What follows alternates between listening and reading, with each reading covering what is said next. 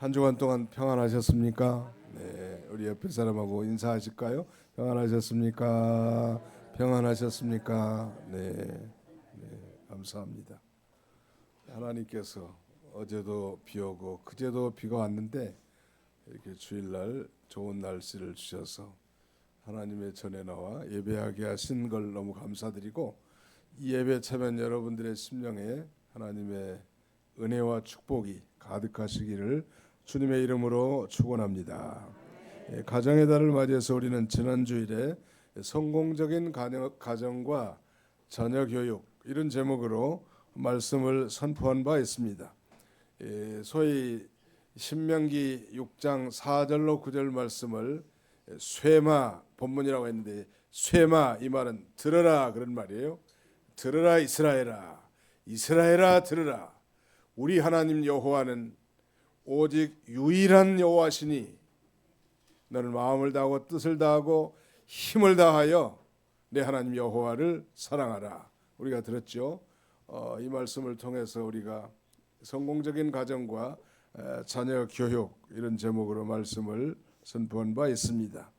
부모된 입장에서 우리가 전인격적으로 여호와 하나님을 사랑하고, 또 우리 전 생애 가운데 우리 자녀손들에게 이 하나님의 말씀들을 가르치고 전하는 일 중요하다고 했고, 또 우리의 모든 삶, 전 삶의 모든 영역에서 우리가 하나님 말씀을 실천할 때 우리가 이 축복의 가정, 또 성공적인 가정을 이룰 줄로 믿습니다. 오늘 이 가정의 달 두 번째 주일 주제는 에베소 6장 2절 말씀에 보시면, 예배 시간에는 지방 방송을 좀 꺼주세요. 지방 방송이 종종 나오더라고요. 저 뒤쪽에선 두 분도 나오고. 예배 시간에는 하나님 아버지 앞에 예배드리니까 목사님이 앞에 있지만 사실 그 뒤에 보이지는 않지만 하나님의 그 영광의 보호자 앞에 내가 앉아 있다. 하나님 아버지 앞에 내가 마음을 다해서 신령과 진정으로 예배드려야 되겠다, 이런 마음을 가져야 합니다. 하나님 앞에 있다, 이런 의식을 가져야 돼. 6장 2절 한번 보실까요? 내 아버지와 어머니를 공경하라. 이것은 약속 있는 첫 계명이니 그랬죠. 이것은 약속 있는 첫 계명이니, 이 말씀에 초점을 맞추어 축복의 약속이 있는 첫 계명, 이런 제목으로 하나님 말씀을 선포하고 함께 은혜 받고자 합니다. 제목을 한번 따라서 볼까요? 축복의 약속이 있는 첫 계명. 몇 계명의 축복의 약속이 있어요? 첫 계명에 있다네. 첫 계명에 뭐가 있어요? 축복의 약속이 있다고. 그러므로 우리는 이 첫 계명이 무엇인지 귀를 기울이고 이 약속된 축복을 누리는 우리 모두가 다 되시기 바랍니다. 십계명은 총 몇 개로 된 계명인가요? 10개. 그러니까 십계명이죠. 그런데 1계명부터 4계명까지는 우리 언약 백성들이 하나님을 어떻게 섬길 것인가, 천륜에 대한 내용이라고 한다면, 5계명부터 10계명까지 이 6가지는 인간 상호간에, 사람과 상호간에 어떻게 살아야 될 것인가, 이거에 대해서 말씀해 주셨습니다. 그러므로 인륜의 계명은 5계명부터 시작하는 거예요. 5계명이 첫 계명이 되는 거예요. 인륜의 계명 중에서는. 천륜의 계명은 제1계명이 첫 계명이 되겠지만, 인륜에 대한 계명은 몇 계명이 첫 계명이에요? 5계명이 시작합니다. 5계명을 우리가 잘 아는 대로 내 부모를 어떻게 하라? 공경하라. 어떤 중학생한테 얘기하니까 내 부모를 공격하라 이렇게 말했다는데, 공격하는 게 아니고 공경하라. 그러니까 내 부모를 공경하라, 이게 바로 약속이 있는 첫 계명, 축복의 약속이 있다는 말. 좀 쉽게 말씀드리면, 부모를 잘 공경하면 하나님이 보너스로 축복을 주신다, 그런 말이고, 결론부터 말씀드리면 내가 땅에서 잘 되고 장수하리라 그랬잖아요. 오늘 3절에 이로써 내가 잘 되고 땅에서 장수하리라. 따라서 해봅시다. 이로써 내가 잘 되고 땅에서 장수하리라. 영혼이 잘 되고 범사가 잘 되고 건강도 잘 돼 가지고 아무튼 잘 되게 해주신다네 하나님. 하나님은 원래 본성이 좋으신 분이라서 우리가 잘 되는 걸 좋아하세요. 사람들은 사촌이 논사면 배가 아프던 사람도 있지만 우리 하나님은 사촌이 논사도 좋고 아무튼 잘 되는 걸 좋아하시는 하나님. 그러니까 하나님 본심은 우리 모두가 다 잘 되기를 원하시는 하나님이. 감사하잖아요. 어떻게 한 사람에게 특별히 부모를 잘 순종하고 부모를 잘 공경하는 그런 사람, 즉 약속에 있는 이 첫 계명, 이 계명을 잘 준행하는 자에게 하나님이 잘 되고 장수하게 해준다는. 옛날보다 지금은 의료 기술이 많이 발달해 가지고 평균 수명들이 많이 는 거예요. 옛날 같으면 여기 앉아 계시지 못할 분들이 많아. 제게 보기는 옛날에는 그 60 넘긴 분들이 많지 않았습니다. 우리 동네도 59세 죽은 사람 내가 여러 달아. 60에 환갑이에요. 요새는 환갑 쓴다면 아주 요거도 먹는데 전화 환갑 잔치하지 누구 앞에서. 요새는 다 뭐 이 칠갑 즉 고의를 세는 것도 이제는 자기들이나 하고 잘 장만해 가지고 대접해야지 뭐 초청해 가지고 뭐 축복해 주길 바라는 건 어리석다는. 근데 잘 될 뿐만 아니라 장수하리라. 장수한다는 말 오래 산다는 말도 포함되지만 실제로 우리가 하는 사업이나 직장 생활이 중도에 실패하지 않고 계속 번영하게 해준다, 그런 의미가 있습니다. 중도에 실패하지 않고 계속 번성하게 해준다는 게 잘 된다는 의미가 있단 말. 자, 오늘 구체적으로 이 축복의 약속이 있는 첫 계명에 대해서 우리가 약속된 축복을 누리기 위하여 우리 자녀로서 마땅히 지켜야 할 이 부모에 대한 그 성경적인 가르침이 무엇인가 살펴보려고 합니다. 오늘 주보 순서지 가운데쯤 보시면 세 가지를 기록해 놨습니다. 축복의 약속이 있는 첫 계명. 약속된 축복을 누리기 위해서 우리 자녀로서 마땅히 우리 부모를 향하여 지켜야 할 성경적인 가르침이 무엇인가? The biblical teaching들이 뭐냐는 말이. 따라서 해봅시다. 주 안에서 부모님을 순종할 것. 조건 없이 부모님을 공경할 것. 첫 계명에 약속된 축복의 내용.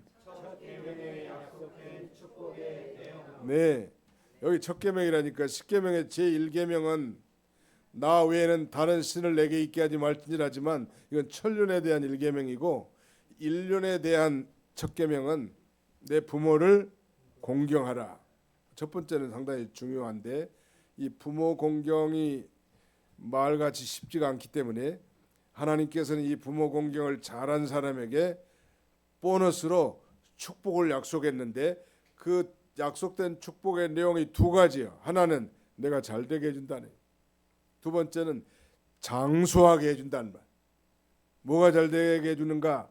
영혼도 잘되게 해주고 범사 모든 일이 잘되게 해주고 건강도 해주시는 거 하나님께서. 그만큼 부모 공경에는 이렇게 특별한 보너스가 있는데 좀 안타까운 건 오늘 이게 청년부실에 앉아 계신 여러분들은 다 부모님의 입장에 있고 자녀들은 많지 않은 것 같은데 오늘 중고등부실하고 좀 바꿔가지고 앉았더라면 더 좋을 뻔했습니다. 어떻게 보면 우리가 다 부모인데 말이죠. 자녀가 이 축복의 약속을 받기 위해서 지켜야 할 성경적인 가르침이기 때문에 우리가 한번 되새겨보고 우리 자녀들 또 역시 우리가 부모이기도 하지만 또 자녀들의 입장에 있기도 하니까 이 말씀을 우리가 경청하면서 은혜 받는 시간이 되시기를 주님의 이름으로 축원합니다. 첫째는 주 안에서 부모를 순종하라는 말이에요. 말세가 돼가지고 여러분들도 텔레비 뉴스를 통해서 자식이 부모를 죽였다는 뉴스, 자식이 부모를 때렸다는 뉴스 들어보셨어요? 이거 참 말도 안 되는 얘기죠. 이렇게 말세가 되다 보니까 참 이 폐륜적인 범죄가 우리가 뉴스를 통해서 이렇게 듣는데, 이거야말로 자녀가 부모를 불순종하는 것은 건 나무 가지가 나무 뿌리를 무시한 것 같이 이 자연법적인 측면에서도 어긋난 일이. 한번 여러분 상상해 보십시오. 나무 가지가 뿌리가 없는 가지가 있을 수 있어요, 없어요? 뿌리가 있으니까 가지가 있는 거예요. 부모가 있으니까 내가 있는 거 아니겠습니까? 내가 하늘에서 저절로 떨어지는 게 아니란 말. 그러므로 뿌리가 된 우리 부모를 무시하고 부모를 불순종하는 것은 그야말로 하나님 앞에 큰 죄악인 것입니다. 사회 질서적인 측면에서도 부모를 거역하고 불순종하는 것은 죄악이. 그래서 바울은 디모데에게 그런 이 거역하고 불순종하는 자들에게서 너는 돌아서라 이렇게 편지를 합니다. 그렇다면 이 부모가 누군가? 부모가 누구인가? 부모는 일차적으로 나를 낳아주시고 길러주신 분이 부모이지만, 우리가 결혼을 해서 생긴 시부모나 장인 장모님도 부모이고, 나를 영적으로 인도해주는 영적 지도자들도 부모라고 할 수 있습니다. 그래서 바울은 그의 사랑하는 아들과 같은 디도와 디모데에게 내 사랑하는 아들이라고, 내 신실한 아들이라고, 나의 참 아들이라고 이렇게 표현하고 있습니다. 그러나 궁극적으로 부모는 영혼을 창조하신 하나님을 가리킵니다. 우리 목사님이 기도하신 것처럼 하나님이 우리의 부모세요. 영적인 부모. 그 이단 가운데 통일교라는 게 있는데, 통일교의 창시자 문선명도 과거에 그 타락한 기독교인 전도관이라든지 이런 영향을 받은 그런 종교인데, 자기들이 뭐 머리에다 뭐 교황 같은 그런 모자 쓰고 자기 부인하고 같이 자기들이 참 부모라고 이렇게 주장하는데, 진정한 참 부모는 우리 하나님 아버지십니다. 아멘. 네. 참 부모 교육 좀 받으러 가자고 하면 절대 따라가면 안 된다. 별스런 사람들이 다 나왔어. 뭐가 자기가 참 부모예요. 이 부모 공경에 있어서 부모를 공경하라고 하는 이 가르침의 중요한 교훈은요, 우리 보이는 이 부모님을 통해서 보이지 않는 하나님을 배우고 보이지 않는 하나님을 섬기도록 하기 위한 것입니다. 그래서 유명한 종교개혁자 마르틴 루터는 부모는 하나님의 대리자이다 라고 이렇게 갈포한 바 있습니다. 우리가 부모님이 우리를 사랑해요, 안 해요? 대답도 안 하시겠다 이거죠. 부모님 우리를 사랑해요, 안 해요? 네, 사랑한다고. 아까 그 찬송 가운데 언제나 바라봐도 찬송을 부르면서 그 3절 가사에 보니까 이런 내용이 있네요. 죄인을 구하시려 독생자 보내신 그 사랑 알게 하려 어머니 주셨네. 그 손을 마주 잡고 드리는 예배는 천년도 하루 같은 즐거운 때일세. 죄를 구하시려 독생자를 보내신 그 사랑, 하나님의 사랑을 알게 하려고 어머니를 주셨다는 말. 그러니까 우리는 어머니의 사랑, 아버지의 사랑을 통해서 누구의 사랑을 발견할 수 있다? 하나님 아버지가 어떤 분인 줄을 잘 모르는 분들은 자기 아버지가 어떤 분인가를 좀 보면 돼. 어떤 주일학교에서 여러분 하나님 아버지가 어떤 분인지 알고 싶으세요? 그러니까 예, 알고 싶어요. 하나님 아버지는요, 여러분 집안에 있는 여러분 아버지와 같아요. 목사님이 그러니까 한 어린 소녀가 눈물을 훌쩍훌쩍 흘리면서 울더래요. 그래서 선생님이 너 혜원이 그러니까 우리 아버지는요 날마다 술 먹고 들어가지고요 우리를 때려 패고요 주사하고요 무릎을 다 꿇쳐놓고 밤새 잔소리한다니. 아니 술이나 먹었으면 조용히 잠이나 잘 것이지 왜 제 없는 마누라나 자식들을 꿇어 앉혀놓고 일장 설교를 하냔 말이에요. 우리 교인들 그런 분들은 없는데 그 술 드신 분들은 그런 사람도 있는 모양이더라고요. 술 자시고 조용히 주무신 분도 계시지만 술 마시면 그걸 이제 아예 주사 가지고 푸는 모양이야. 아마 마누라 여기 앉아 꿇어. 그러니까 첫째 둘째 셋째 앉아가지고 밤새 잔소리해. 내일 출근해야 되고 학교 가야 되는데. 그러니까 그 소녀 어린아이가 슬픈 것은 하나님이 자기 아버지 같다고 하니까 기가 막힌 거 아니에요? 좋은 아버지 같다는 뜻이지 그렇게 술 먹고 행패 부리는 아버지 같다는 뜻이 아니. 대부분의 아버지들은 자녀들을 정말로 사랑하고 가족과 자녀들을 위해서 정말 피땀 흘리면서 수고하잖아요. 그러니까 제가 말씀드린 요지는 우리 부모님은 하나님의 대리자와 같은 분입니다. 그 특별히 그 어머니가 얼마나 우리를 사랑하냐는 말. 그 원숭이를 시험했는데 그 철판에다가 불을 달고 가지고 원숭이 새끼, 원숭이 아버지, 원숭이 어머니 거기다 다 올려놨더니 아버지는 금방 도망가 버리고 점점 뜨거워지니까 어미 원숭이가 뒤로 딱 이렇게 등짝을 불판에 대고 새끼를 그에 올려놓더래. 자기는 타서 죽을지언정 새끼는 그렇게 되지 않더라. 아비 원숭이는 어디로 갔는지 몰라. 부성애와 모성애는 비교할 수가 없다. 내가 종종 무수거리 산책하는데 오리 새끼들이 많아. 근데 요새 이제 봄철이 돼가지고 순놈들이 와가지고 짝짝 찢기려고 옆에서 자기 부인 오리를 자꾸 건드려 쌌는데 이제 새끼가 일단 알을 깨가지고 나면은 순놈 녀석들 어디 갔는지 몰라. 전부 그 오리 새끼들을 대동하는 오리는 전부 다 어미 오리예요. 남자들보다는 이 부인네들은 결혼하면요, 부인들은 본능적으로 자식과 남편과의 일체감을 느낍니다.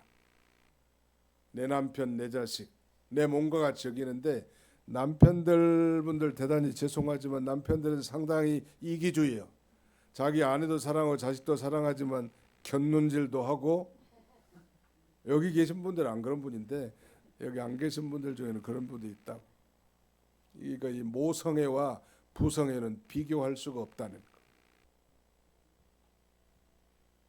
아무튼 우리 하나님이 어떤 분인가, 정말로 가정과 아내와 자녀들을 위해 희생하고 헌신하는 그 부모의 모습을 보면서 우리는 이 하나님 아버지가 어떤 분인가를 발견할 수 있게 한 것입니다. 그런 면에서 우리 부모된 입장에서 정말 내가 하나님처럼 그렇게 말도 하고 그렇게 행동도 해야 되지 않겠어요? 부모가 돼가지고 이기적이가지고 자녀들 따지기나 하고.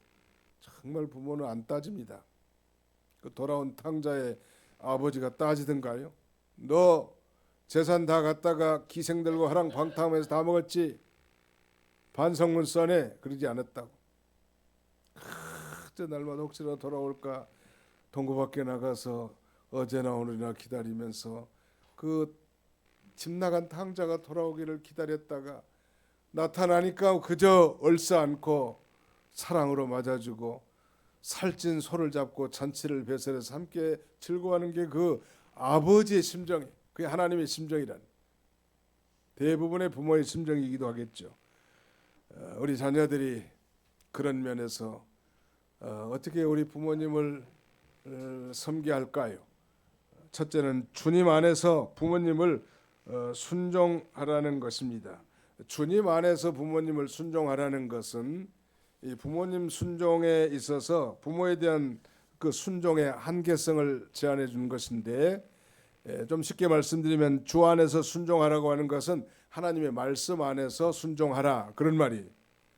다시 말씀드리면 하나님의 말씀에 입에되지 않는 한 반드시 부모님께 순종해야 할 것을 말씀한 것입니다. 그런데 이 부모 하나님의 말씀에 위배되는 것까지도 우리가 부모님께 순종해야 될까요? 그렇지 않다는 거예요. 예를 들면 안 믿는 사람들은 제사를 지냅니다. 조상신에게. 그 조상들이 복을 줘서 우리가 이렇게 잘 살기 때문에 죽은 조상에게 제사를 지내는 것이 효도로 생각합니다. 그런데 그 자녀가 예수를 믿고 구원받았단 말이에요. 근데 조상 그 제사상에 절을 해야 돼요, 안 해야 돼요? 이 절을 하는 건 큰 죄예요.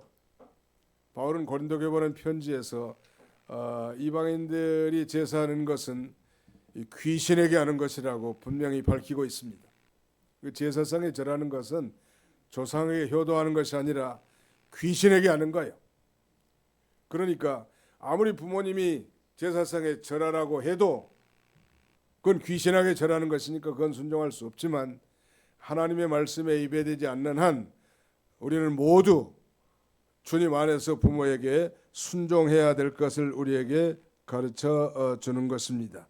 부모가 불신자이거나 악한 사람이라고 해도 우리가 거기에는 동참할 수 없지만 마땅히 자녀로서 부모에게 순종해야 합니다. 그러나 우리가 지상에 계신 부모에게 순종해야 한다는 이유로 하늘에 계신 하나님 아버지께 불순종해서는 결코 안 된다는, 언제나 천륜이 인륜보다 선행돼야 합니다. 부모 공경 중요하죠.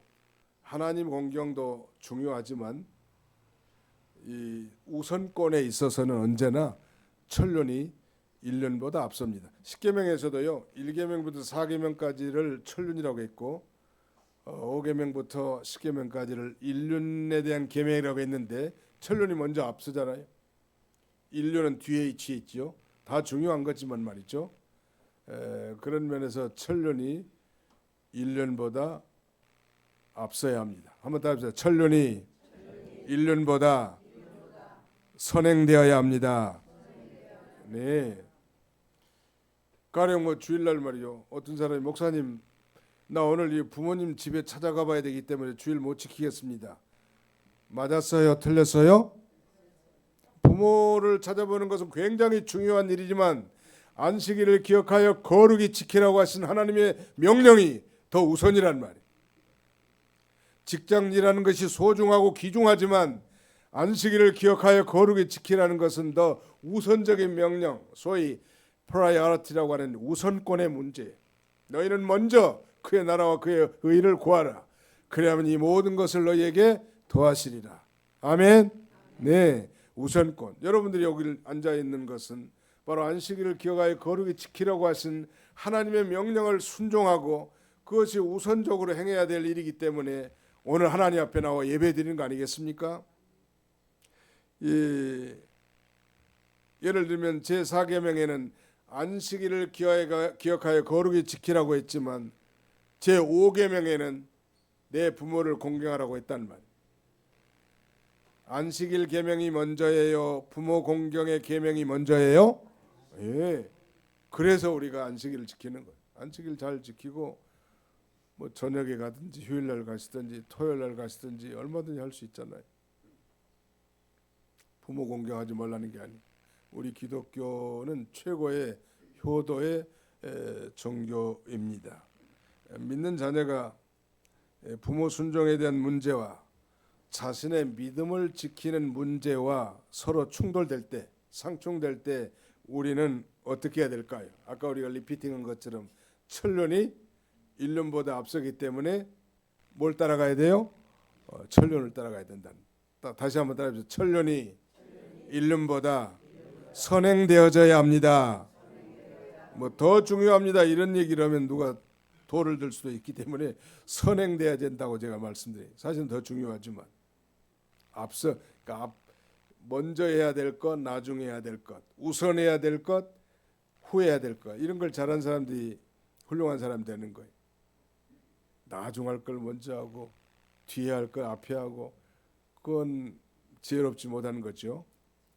아무튼 내 부모를 공경하라 하는 건 너무 중요하고 특별히 순종하는 면에 있어서는 주님 안에서 순종해야 된다. 부모님 앞에 불순종하는 거, 옛날 시골에서는 이런 아들을 후레자식이라고 하는지 뭐 호로자식이라고 하는지 어떻게 맞아요? 부모를 거역하고 아주 대적하고 완악하고 폐역하게 돌아가는 놈들을 뭐라고 그래? 후레자식이요, 호로자식이요. 다 맞아요? 네. 부목사님이 다 맞다고 하니까 다 맞대. 성경은 이런 자식들을 어떻게 하라고 했는지 한번 찾아봅시다. 신명기 21장 맨 앞에 창출 레민신 5번째 책 신명기 21장 18절로 21절 다 같이 한번 찾아봅시다.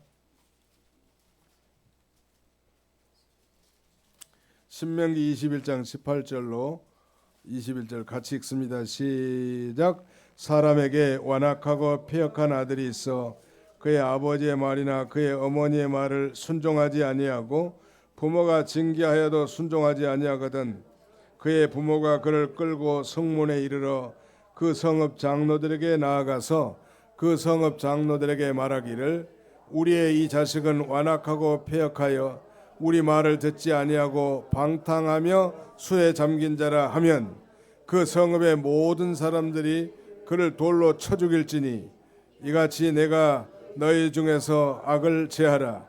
그리하면 온 이스라엘이 듣고 두려워하리라. 이렇게 불순종하고 완악하고 폐역하면서 부모 말을 듣지 않고 방탕하고 술에 잠긴 자라고 하면 징계를 해도 순종하지 않으면 어떻게 하라고 했어요? 구약시대 율법에는 그를 끌고 가라서 성읍의 장로님들에게 나아가가지고 그 장로들에게 말하면서 우리 이 자식은 그야말로 완악하고 폐역해서 우리 부모 말도 듣지 않고 아주 방탕하고 술에 잠긴 자입니다. 그러면 그 동네 도시 사람들이 돌을 들어가지고 그 못된 후레 자식을 돌로 쳐 죽이라고 율법은 그렇게 가르치고 있습니다. 그래서 그 악을 제거하라니. 그 폐역한 시대가 됐는데 옛날 우리 시골에서는 이런 못된 놈들을 멍석말이 한다 그런 말이 있어요. 멍석에다 넣고 똘똘 말아가지고 동네 어른들이 몽둥이로 내려 패는 거예요. 죽을까요? 안 죽을까요? 멍석이니까 죽지는 않겠지만 그 얼마나 부끄러운 일이냐는 말이에요. 그래도 힘센 사람이 때리치면 충격은 좀 있을 거라고. 요새는 다 없어지는 시대지만 옛날 어른들이 참 지혜로웠던 것 같아요. 멍석으로 말아놓으면 죽지는 않는다는 말. 동네 사람들이 몽둥이 들고 내리치니까 말이에요. 얼마나 부끄러워. 근데 아예 성경은 그런 못된 놈들을 돌로 쳐서 죽이라는 거야. 아예. 그래서 악을 제거하라는. 그런 면에서 우리 그리스도인들이 신약시대에 그렇게 살지는 않지만 우리 보이는 부모에 대해서 잘해야 돼. 부모님에 대해서 잘하고 우리 부모는 이제 이미 세상 다 뜨셨다. 그러면 연세든 어르신들에게 그렇게 잘할 필요가 있고 무엇보다도 참 부모이신 이 영적 부모이신 하나님 아버지를 그렇게 잘 섬겨야 할 걸 우리에게 가르쳐 줍니다. 주님 안에서 부모를 순종하는데 순종한다는 건 부모 말을 잘 듣는다는 것도 포함되지만요. 적극적으로는 이 부모님을 즐겁게 해드리고 부모님을 기쁘게 해드리는 그런 삶이 부모님을 순종하는 것일 것입니다. 다 성경을 한 군데 다 펴보세요. 잠언 30장 17절. 잠언 30장 17절. 우리 지하의 청년부실에도 다 찾아보세요. 안 봐도 하나님은 다 아세요. 잠언 시편 다음에 잠언이에요. 잠언 30장 17절.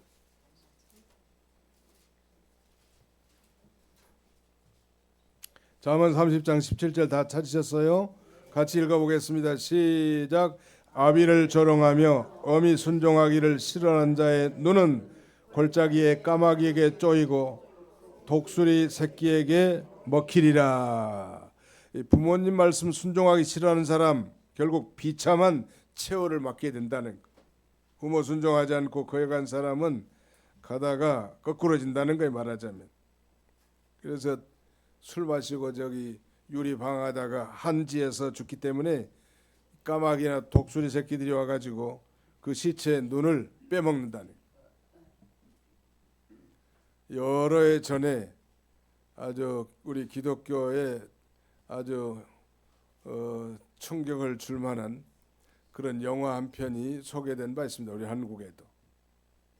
미국 할리우드에서 활동한 멜 깁슨이라고 하는 사람이 만든 영화인데 그 영화의 제목은 그리스도의 순환입니다.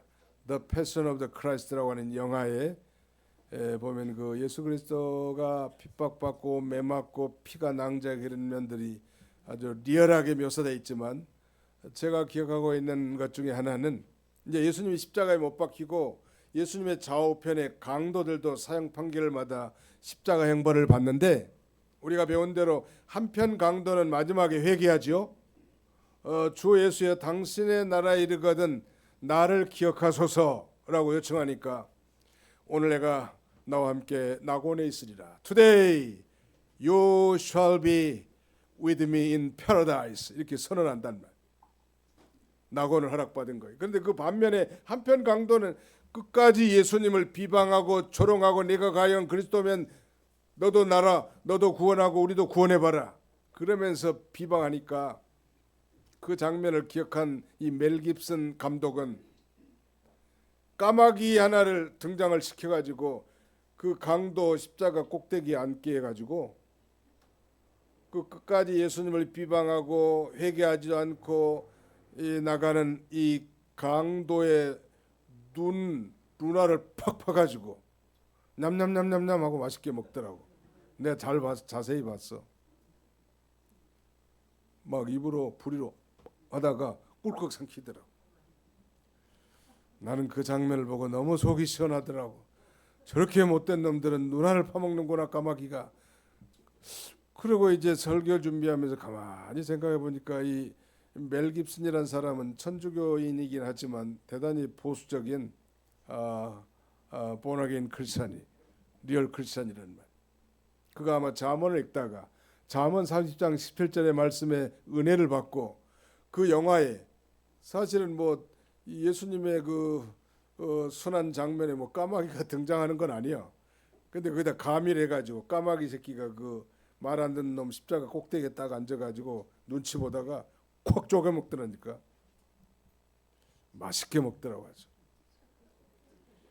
불효 자식의 최후가 얼마나 비참한지를 아주 리얼하게 우리에게 제시해 준 것입니다. 두 번째, 시간이 많이 됐지만 두 번째 오늘 증거할 것은 축복의 약속을 누리기 위한 우리 자녀로서 부모에 대해서 어떻게 대해야 될까요? 두 번째는 따라서 합시다. 조건 없이 부모님을 공경할 것.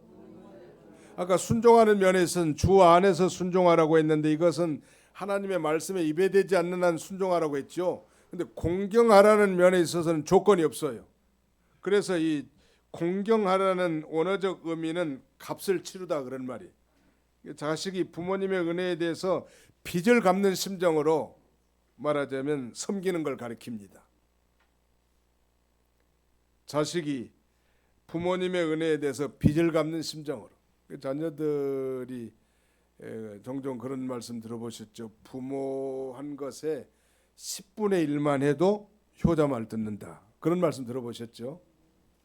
그러니까 부모님 자식을 향한 부모의 사랑과 헌신이 훨씬 더 큼을 가리키는데 그걸 정말 좀이라도 깨닫고 말이죠. 부모에게 효도하고 빚을 갚는 심정으로 그 부모님의 은혜에 대해 은혜를 갚는 그런 보온하는 그런 인생을 산다면 복이 있을 것이고 약속된 대로 내가 땅에서 잘 되고 장수하게 해주신다는 하나님께서 어떻게 부모님을 효도하라는 말입니까?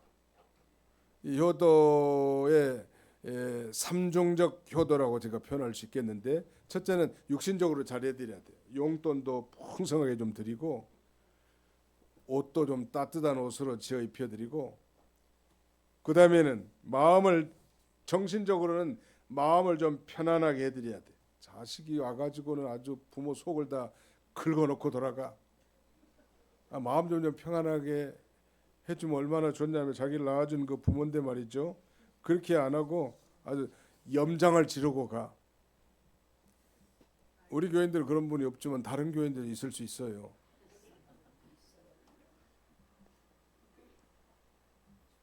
또 음식을 잘해드려야 돼. 이제 연세가 드시면 이제 의복을 좀 따뜻하게 잘해드리고 음식도 잘해드리고 또 중요한 것은 용돈을 드리되 정기적으로 드려야 돼요. 우리 지하에 중고등부실에 앉아 계신 젊은 분들은 부모님 살아계시면 용돈을 정기적으로 드리세요. 이벤트성으로 뭐 어버이날이나 뭐 생일날이나 명절이나 봉투 하나씩 내밀고 의무 다한 것으로 생각하지 말고 꾸준히 돼야 부모님이 물론 이제 벌이가 있어서 수입이 있으면 그럴 수 있겠지만 이제 부모님이 은퇴하고 아무 수입이 없다. 그러면 부모님도 말이죠. 경조금도 내야지, 교회에다 헌금도 해야지, 손자 손녀들 용돈도 줘야지, 또 과자도 사탕도 사 먹어야지 할 일이 많아. 꾸준히 드리는 게 중요해요.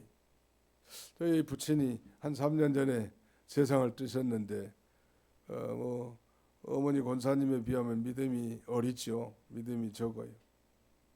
너 교회에다 11조 바치는데 부모에게도 좀 11조를 바쳐야 되지 않겠냐고 나보고 그러더라고. 나는 그게 말 같지 않아서 깊이 새겨듣지는 못했는데 그리고 조금씩은 드렸어요. 11조의 절반. 그러니까 21조는 드렸다고 부모에게. 근데 그 돌아가신 뒤에 생각해 보니까 그 양반이 좀 11조 달라고 할 때 좀 드릴 것을 이제 드리고 싶어도 안 계셔. 드리고 싶어도 안 계신다. 드리고 싶어도 안 계셔. 용돈을 정기적으로 드리라는 말.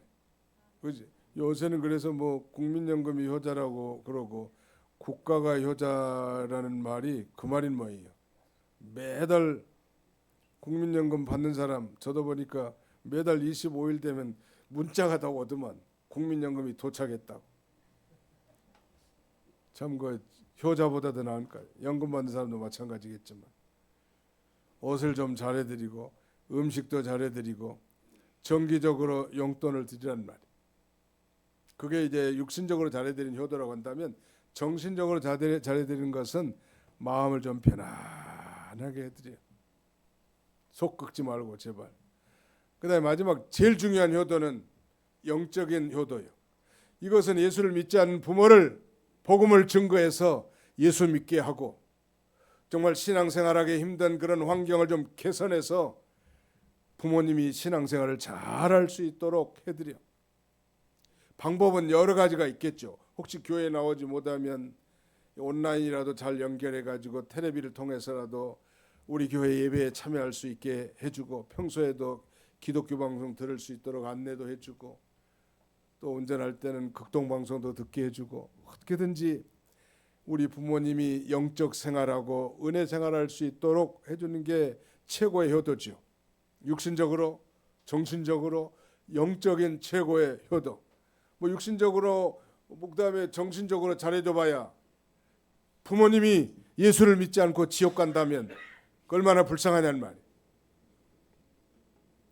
우리 김은옥 권사님은 보니까 그 어머니에게 참 효도를 잘해주신 것 같더라고.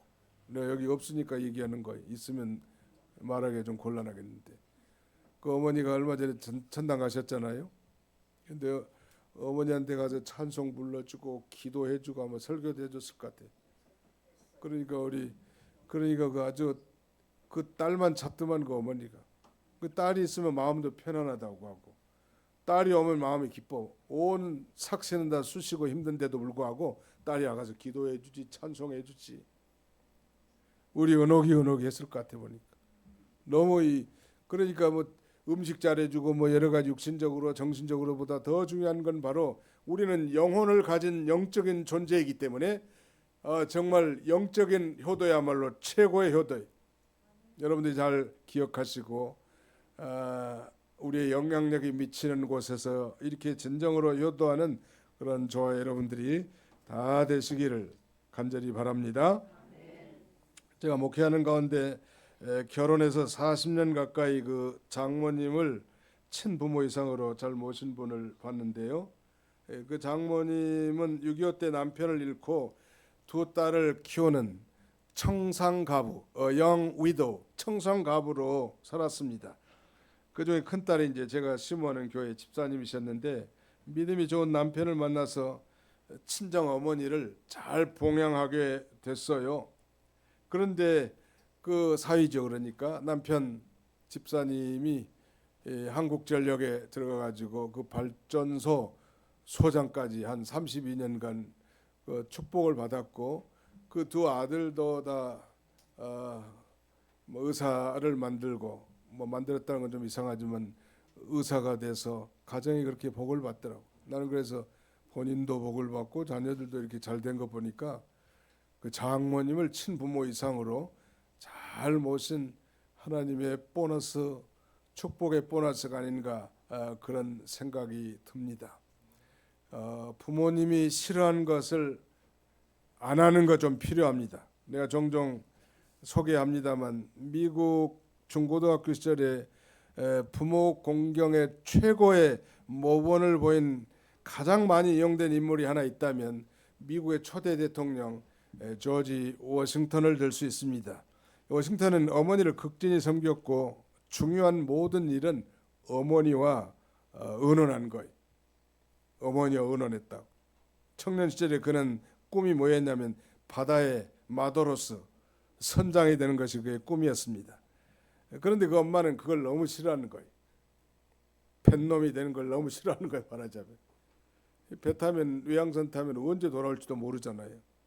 마침내 워싱턴은 선원으로 취직을 했고 세계를 향하는 이제 선장이 되기 위해서 작별 인사차 어머니께 작별 인사로 왔습니다. 아들과 이별이 아쉬워서 어머니는 슬피 웁니다. 그 슬피 우는 그 어머니를 보고 도저히 발길이 떨어지지 않아서 워싱턴은 거기서 단호하게 마음을 바꿔먹습니다. 그래서 하인에게 말하기를 배에 가서 내 짐을 가져오시오. 어머니를 슬프게 하면서까지 내 꿈을 쫓아 행할 수는 없소. 그러면서 어머니의 눈물과 내 꿈을 바꿀 수는 없다고 선언하면서 그는 선장, 항해원이 되기를 포기합니다. 그때 워싱턴의 어머니는 아들의 머리에 손을 얹고 이렇게 축복했다고 합니다. 부모를 공경하는 자에게는 복을 준다는 성경 말씀처럼 내 아들 워싱턴에게 큰 복이 있을지어다. 결국 워싱턴은 선장 대신 하나님의 축복으로 미국의 초대 대통령에 이르게 됩니다. 그리고 오늘까지 그의 이름이 많은 사람들에게 기림이 되고 미국에서 그 조지 워싱턴은 이름이 너무너무 많아. 흑인들이 특별히 많이 쓰는데요. 링컨 같이